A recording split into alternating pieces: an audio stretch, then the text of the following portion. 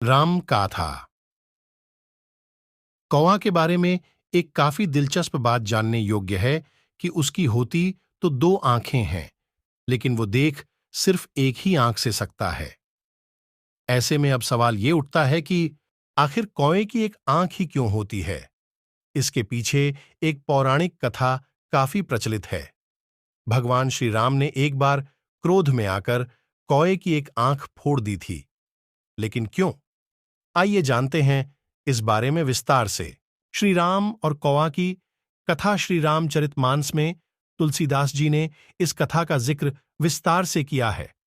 कहा जाता है कि एक बार इंद्रदेव के पुत्र जयंत ने भगवान श्री राम की परीक्षा लेने की सोची। दरअसल में वो श्री राम की शक्ति की जानकारी लेना चाहते थे, इसीलिए उन्होंने कौवे का रूप धारण कर लिया और माता सीता के पास पहुंच गए और माता के पैर को अपने चोंच से घायल कर दिया और वहां से भाग गए।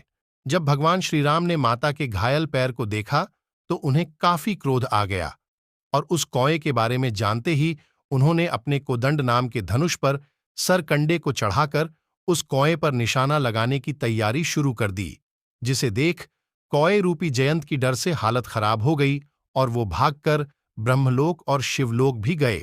फिर वो अपने पिता इंद्रदेव के पास गए तो इंद्रदेव ने उनसे कहा कि उस बाण से तुम्हारी रक्षा सिर्फ स्वयं भगवान श्री राम ही कर सकते हैं।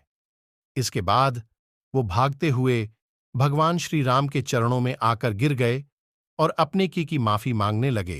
तब भगवान राम ने कहा कि वो इस बाण को वापस तो नहीं ले सकते हैं, लेकिन उससे कम आघात पहुंचा सकते हैं। ऐसे में श्री राम ने अपने उस बाण से कौवे के रूप में मौजूद जयंत की एक आंख फोड़ दी। उसी दिन से कौवे को एक आंख वाला माना जाने लगा।